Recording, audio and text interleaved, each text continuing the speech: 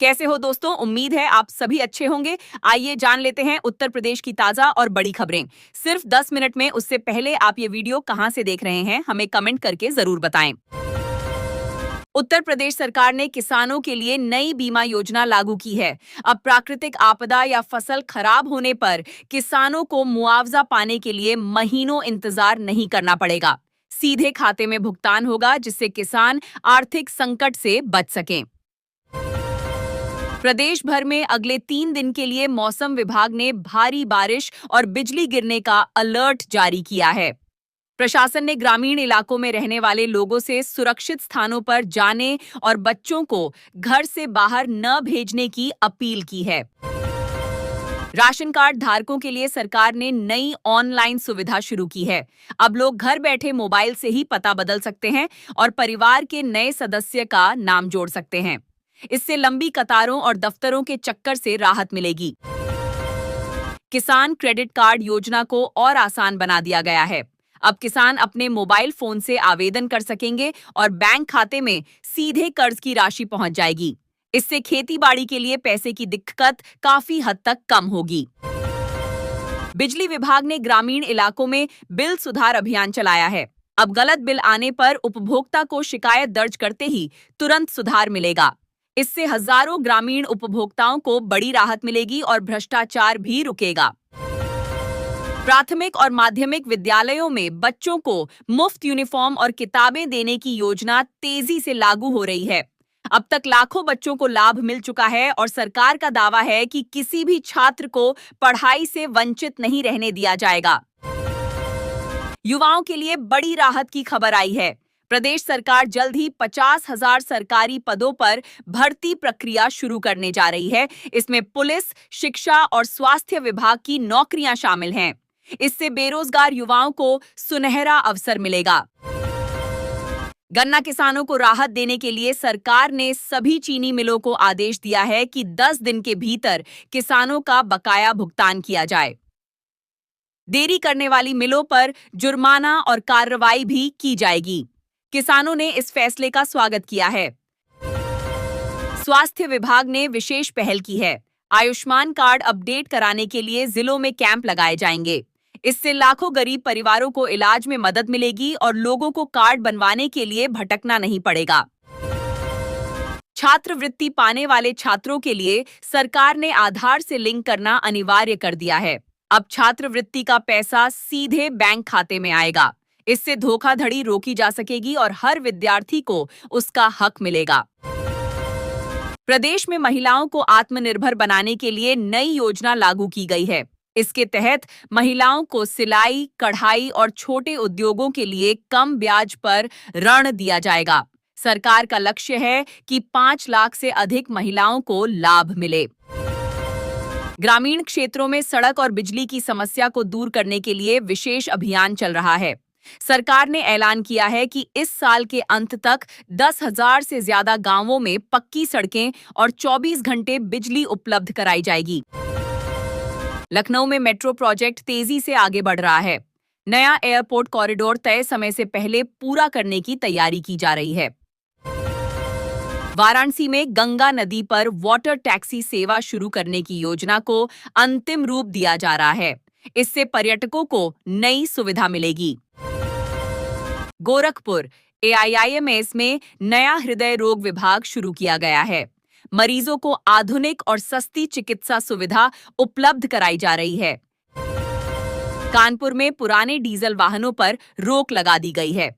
प्रदूषण नियंत्रण के लिए प्रशासन ने कड़े निर्देश जारी किए और चालान की तैयारी की है। अयोध्या में श्रद्धालुओं की सुविधा के लिए राम मंदिर परिसर के पास नया बस टर्मिनल बनाया जा रहा है। इससे भीड़ प्रबंधन आसान होगा। मेरठ के खेल विश्वविद्यालय में खिलाड़ियों के लिए नई सुविधाएं शुरू की गई हैं। अब खिलाड़ियों को अंतर्राष्ट्रीय स्तर की ट्रेनिंग मिलेगी।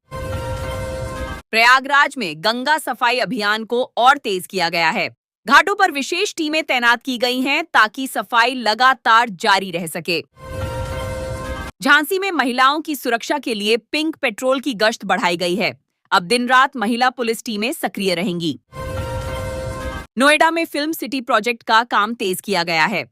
सरकार का मानना है कि इससे रोजगार और निवेश दोनों बढ़ेंगे। आगरा में ताजमहल आने वाले पर्यटकों के लिए नए फेस रिकॉग्निशन गेट लगाए जाएंगे ताकि सुरक्षा और अधिक मजबूत हो सके। बरेली में भारी बारिश के बाद प्रभावित परिवारों के लिए राहत शिविर खोले गए हैं। प्रशासन मुफ्त राशन और दवाइयां उपलब्ध करा रहा है। सहारनपुर में गन्ना किसानों को भुगतान की नई समय सीमा दी गई है। 10 दिन के भीतर पैसा खाते में डालना अनिवार्य किया गया। बलिया में इलेक्ट्रिक बस सेवा शुरू कर दी गई है।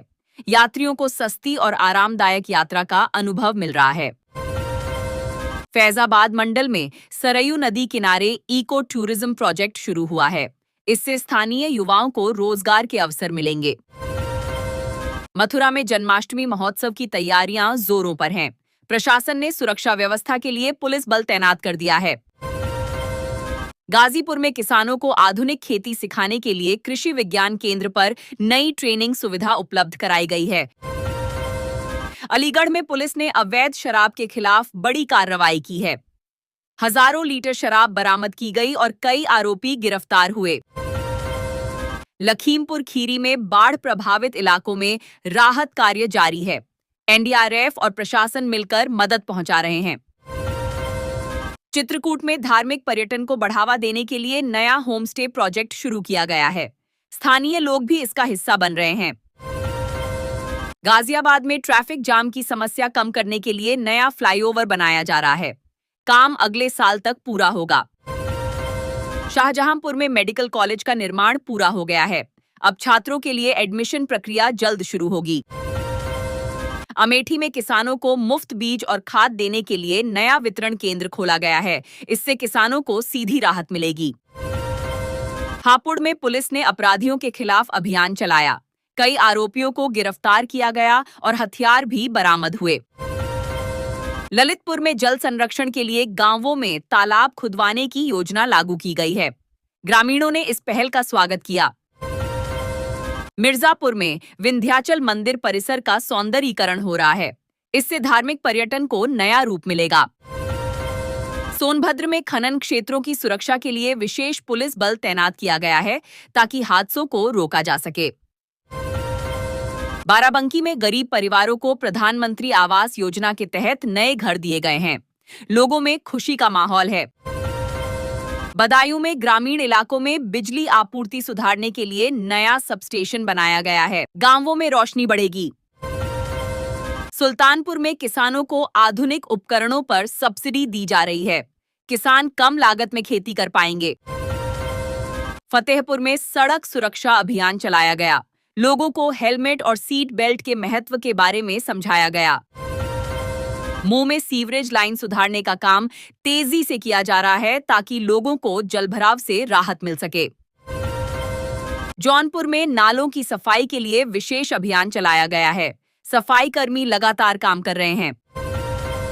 बहराइच में बच्चों के लिए मुफ्त स्वास्थ्य जांच शिविर लगाया गया है। सैकड़ों बच्चों ने लाभ उठाया। गोंडा में किसानों को बुवाई के लिए मुफ्त बीज उपलब्ध कराए जा रहे हैं। किसानों ने इस कदम का स्वागत किया। देवरिया में गरीब परिवारों को मुफ्त एलपीजी कनेक्शन देने का अभियान चलाया गया है। महिलाओं को खास राहत मिलेगी। अंबेडकर नगर में नई सड़कों का निर्माण कार्य शुरू किया गया है। इससे ग्रामीण इलाकों का संपर्क बेहतर होगा। कन्नौज में इत्र उद्योग को बढ़ावा देने के लिए नई योजना लागू की गई है। इससे स्थानीय व्यापारियों को लाभ होगा। फर्रुखाबाद में छात्राओं के लिए मुफ्त साइकिल वितरण कार्यक्रम आयोजित किया गया। हजारों छात्राओं को फायदा हुआ। संभल में बिजली चोरी रोकने के लिए अभियान चलाया गया। कई लोगों पर कार्रवाई की गई और लाइनें ठीक की गईं। हरदोई में नए बस अड्डे का निर्माण कार्य शुरू किया गया है। इससे यात्रियों को बेहतर सुविधा मिलेगी।